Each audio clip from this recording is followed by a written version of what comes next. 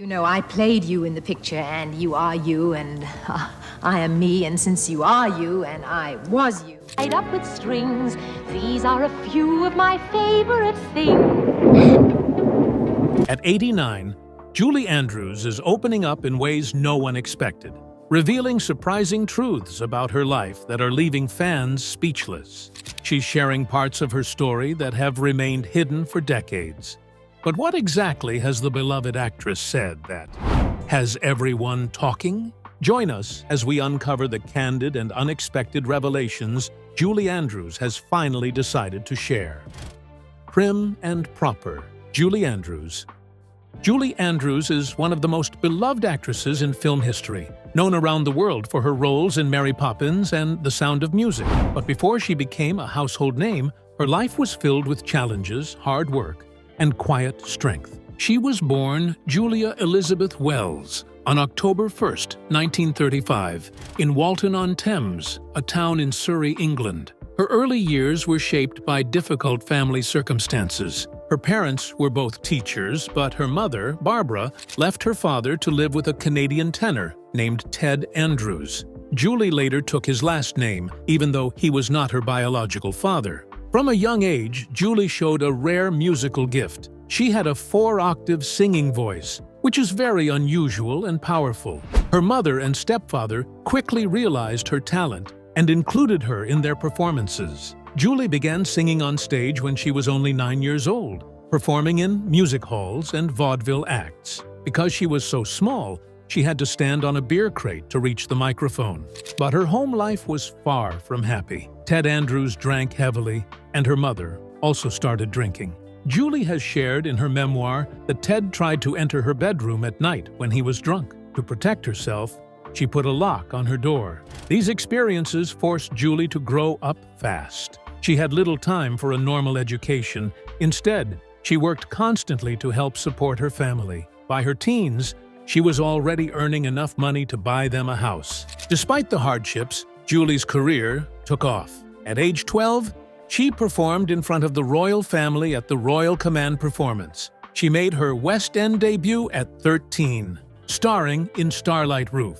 By the early 1950s, she had moved into bigger productions, and in 1954, she went to Broadway in New York to star in The Boyfriend. Her breakthrough came in 1956, when she starred as Eliza Doolittle in the Broadway production of My Fair Lady. She became a star in both the US and the UK. Julie made her film debut in 1964 with Walt Disney's Mary Poppins, a role that won her an Academy Award. The following year, she starred in The Sound of Music, another huge success. These two films made her an international icon. Audiences around the world fell in love with her charm, beautiful voice, and wholesome image. She was seen as graceful, gentle, and practically perfect in every way, just like the character she played. And as you'll soon see, there's a lot more to Julie Andrews than just tea and spoonfuls of sugar.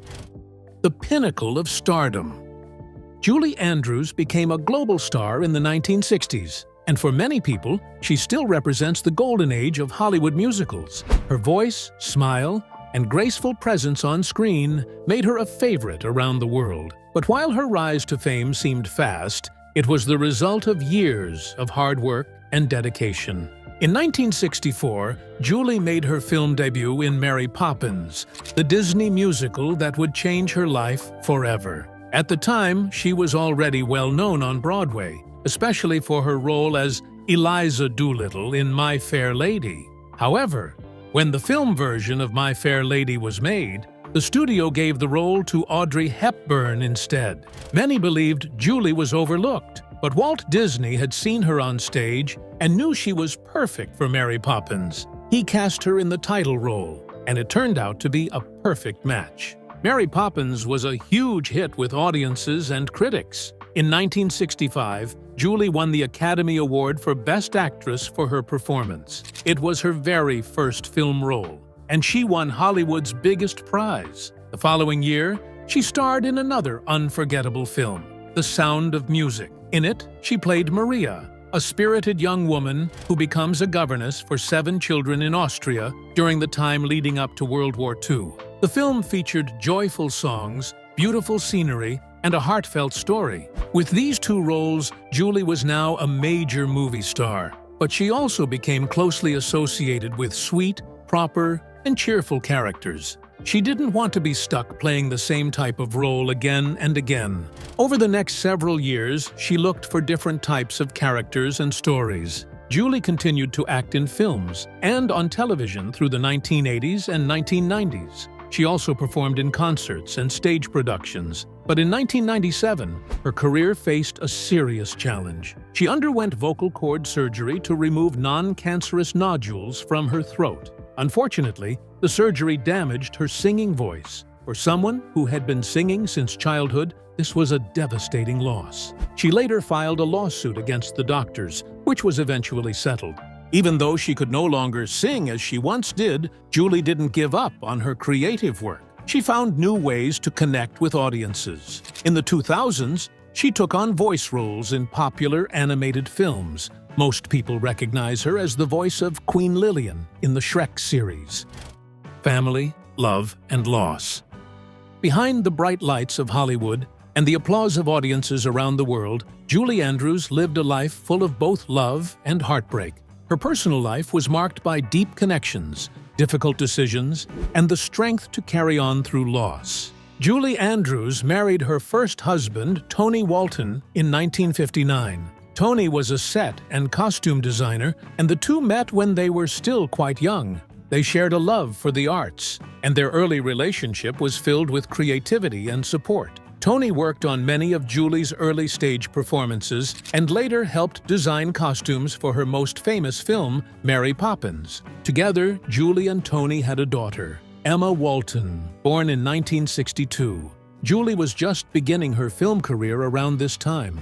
Balancing motherhood and stardom wasn't easy. However, the demands of her growing career and Tony's work eventually began to take a toll on their marriage. The couple drifted apart and divorced in 1967, though they remained on good terms and continued to support each other as co-parents. Not long after her divorce, Julie met Blake Edwards, a well-known film director and screenwriter. He was the man behind hits like Breakfast at Tiffany's and the Pink Panther series. Their first meeting wasn't particularly romantic. Julie says they passed each other while pulling into a therapist's office driveway, but something clicked between them. They dated for several years and finally married in 1969. Their relationship was full of highs and lows. Julie and Blake were both strong, creative individuals. They understood each other's worlds and often worked together. Blake directed several of her films, including S.O.B. and Victor Victoria, but life wasn't always glamorous. Blake struggled with chronic health issues, including gallbladder problems, back pain, and infections.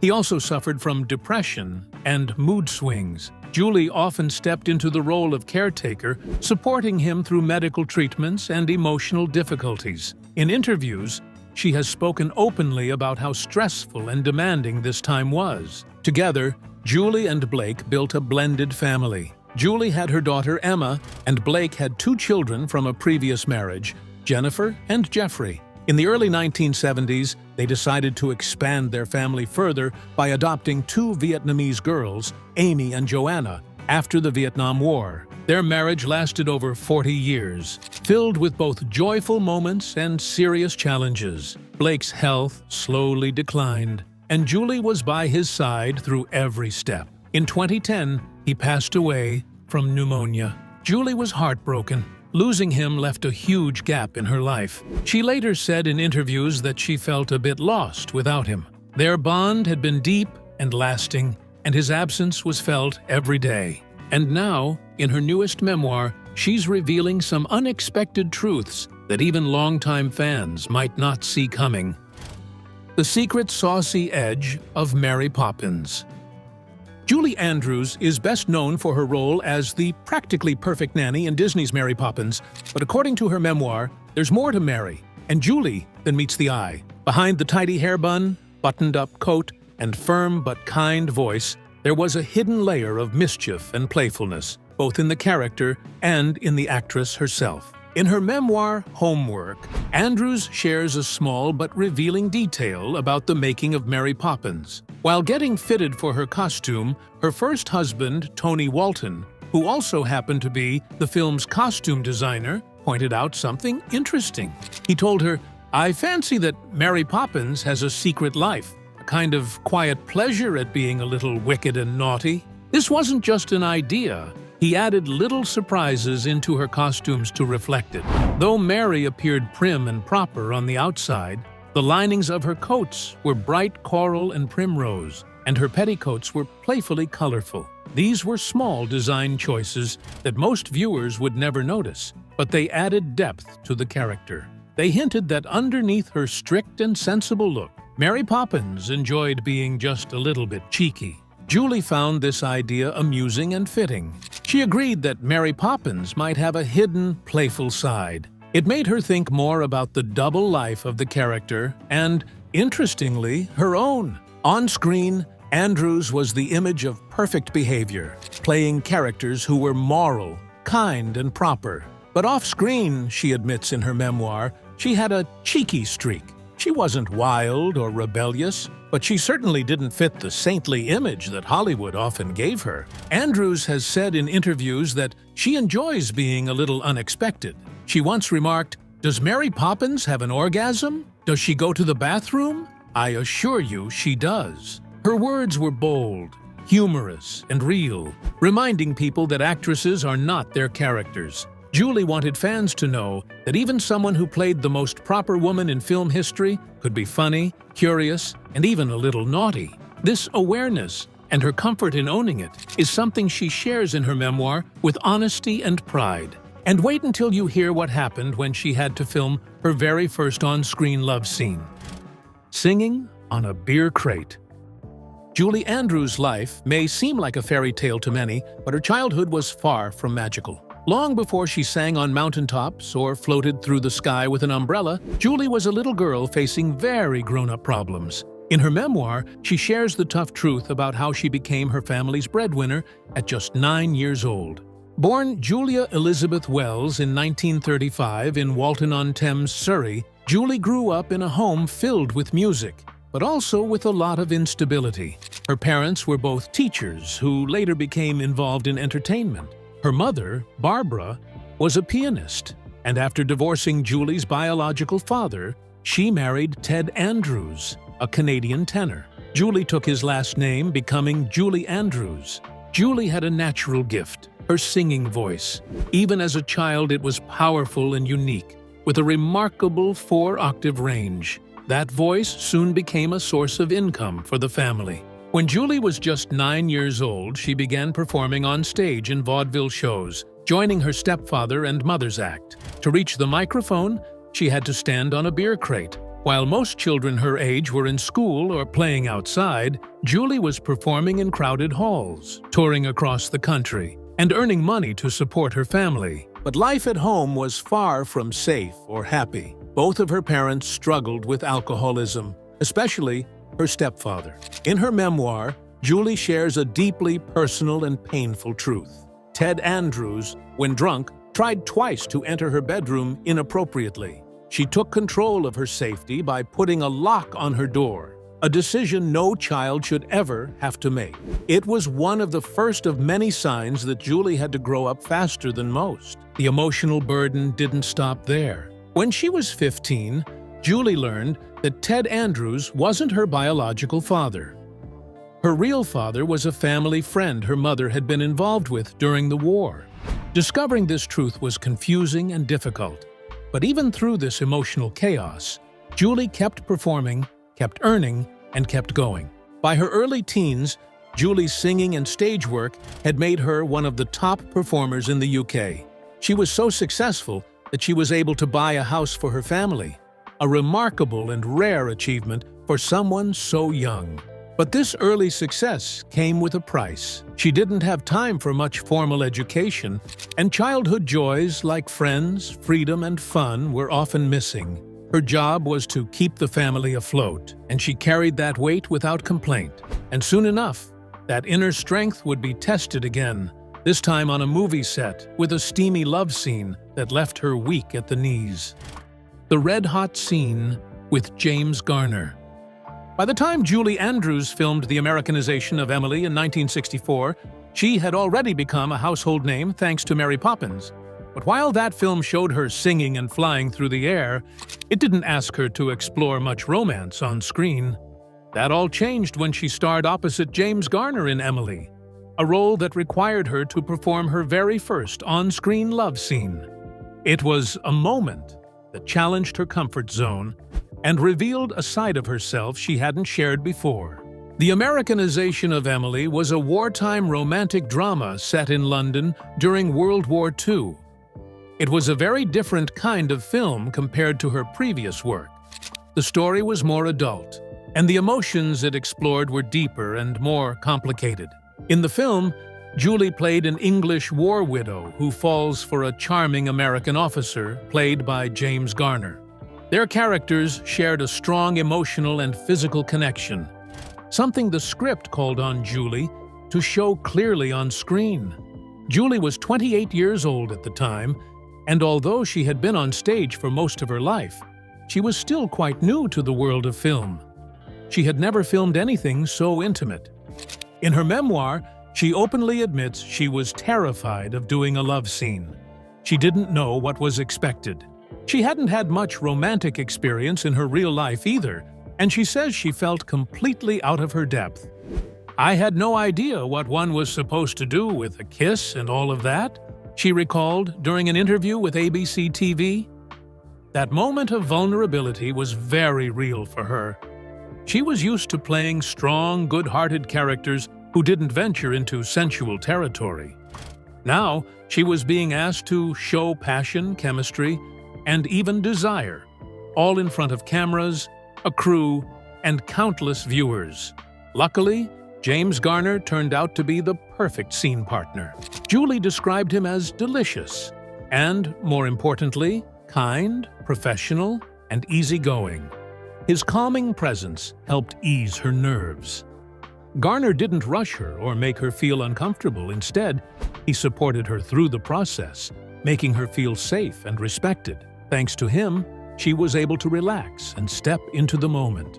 As the cameras rolled and the scene progressed, Julie found herself unexpectedly overwhelmed, not by fear, but by emotion. The moment became more intense than she thought it would. After filming the scene, she stood up to walk away, and her legs gave out. She was literally weak at the knees. "It really had hit me rather hard," she admitted later. It wasn't just the physical closeness or the kiss. It was the emotional weight of stepping into unfamiliar territory and feeling something new. And while that love scene was hot, it wasn't the only thing heating up. Wait until you hear what nearly knocked her flat in the Alps during The Sound of Music. The helicopter. Hell of The Sound of Music. One of the most unforgettable moments in film history is the opening scene of The Sound of Music, where Julie Andrews twirls joyfully in a wide-open alpine meadow as the camera swoops in from above. With the mountains behind her and her voice soaring, the image seems peaceful and magical. But behind the scenes, it was anything but calm.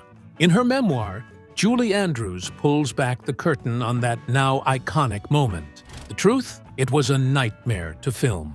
The scene was shot using a helicopter camera crew, something quite new and difficult to manage in the 1960s. The helicopter had to fly low over the meadow to get the perfect angle and close-up shot of Andrews spinning in the grass. But every time the chopper got close enough for a good take, the wind from the blades knocked her flat on her back. Julie had to film the twirl over and over again. She'd walk to her spot, take a deep breath, and begin spinning. Just as the helicopter swooped in, the heavy downwash from the spinning blades would hit her with full force. It was strong enough to throw her to the ground. Mud, grass, and grit flew everywhere. She would haul herself back up, dust off her costume, and try again. In total, it took 9 takes to get it right. And this wasn't done in a warm studio. This was high up in the Austrian mountains, often in damp and chilly weather. Julie remembers being completely exhausted and sore by the end of the day. When the director finally said they had what they needed, all she could think about was getting back to the hotel for a hot bath. And then there was the hair dye disaster. For the film, the studio wanted Julie's hair to be lighter. She agreed to a change, but the first attempt at dyeing her naturally brown hair went terribly wrong. It turned bright orange. In the end, they cut her hair short and dyed it blonde to fix the issue. That blonde crop became part of her character's look, but it only happened because of a mistake. And just when you think you've seen it all from her, Julie had no problem making Walt Disney blush on the set of Mary Poppins. Uncle Walt, foul language, and cigarettes. One of the most surprising stories in her memoir involves none other than Walt Disney himself. During the filming of Mary Poppins in the early 1960s, Julie was performing a flying stunt on a wire. The idea was that she would float gracefully through the air with the help of special rigging. But something went wrong. Instead of landing smoothly, Andrews came crashing down, hitting the ground hard. She was in pain and caught off guard. And in that moment, she let out a string of curse words. Standing nearby was the film's producer, Walt Disney, or Uncle Walt, as many called him. Julie later said she was sure he had never heard words like that before. It was a shocking moment, especially coming from someone who, on screen, represented everything wholesome and clean. But in real life, Andrews had her own way of dealing with stress, and if that meant letting off steam with a few colorful words, so be it. She wasn't trying to be rude or offensive, she was just being real. And this wasn't the only time her off-screen behavior raised eyebrows. Karen Dautrice, the child actress who played Jane Banks in Mary Poppins, recalled being stunned one day on set. She saw Julie, still in her full Mary Poppins costume, the tidy hat, the perfect gloves, the Edwardian dress, smoking a cigarette and swearing at the crew.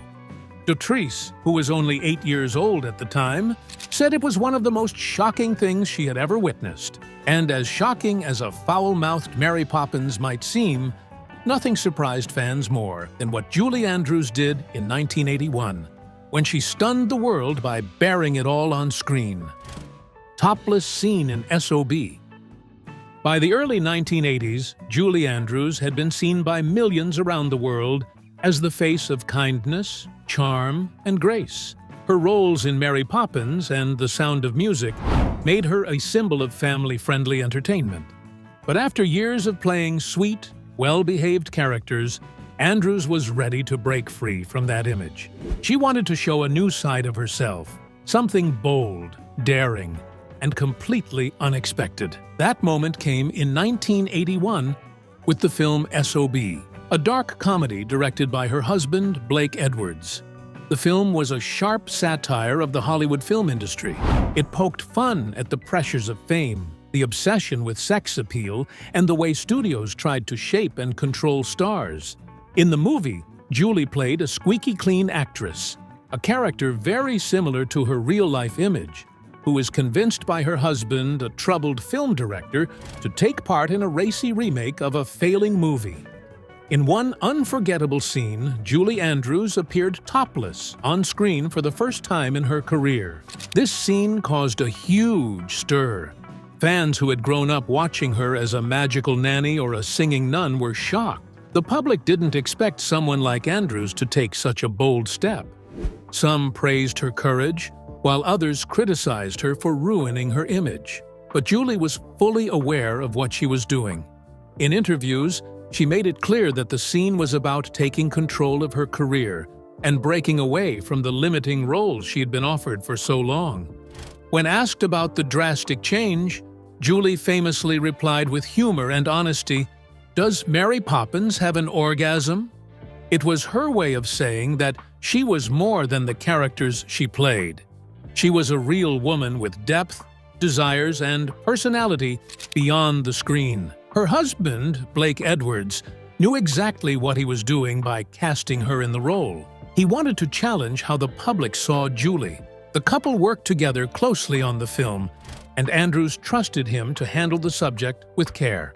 Despite the controversy, the film was an important turning point for her. It reminded audiences that she was a versatile actress willing to take risks and grow creatively. And if you think that was Julie's final twist, think again. Even now, in her late 80s, she's still full of surprises. Falling for a dangerous man. Julie Andrews had already built a successful career by the time she met Blake Edwards, but it was through her relationship with him that she truly learned about love, vulnerability, and the complexities of life. When they first crossed paths in the late 1960s, Julie was still reeling from the end of her first marriage to Tony Walton, and Blake Edwards was a famous director, known for his work on Breakfast at Tiffany's and the Pink Panther films. Blake was unlike anyone Julie had ever met. He was witty, charming, and funny, but there was a complexity to him that made her hesitant to open up. He had a dangerous aura, not in a physical sense, but emotionally.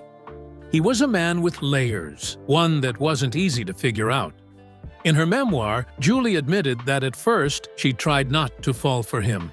She recognized his emotional complexities and was wary of getting too close. But despite her best efforts, she eventually found herself drawn to him. There was something magnetic about Blake, and the more she got to know him, the more she realized that they shared a unique connection. Their relationship moved quickly. Julie and Blake married in 1969 after a 2-year courtship. Their marriage was not without challenges, but it would become the most important relationship of Julie's life. One of the difficulties they faced was Blake's ongoing health issues. He struggled with a variety of conditions, including gallbladder problems, chest pains, and the debilitating effects of infectious mononucleosis, also known as the kissing disease. At times, it felt as though Blake's health problems would consume their lives, and Julie often found herself acting as his caretaker. Despite these struggles, Julie and Blake shared a deep bond.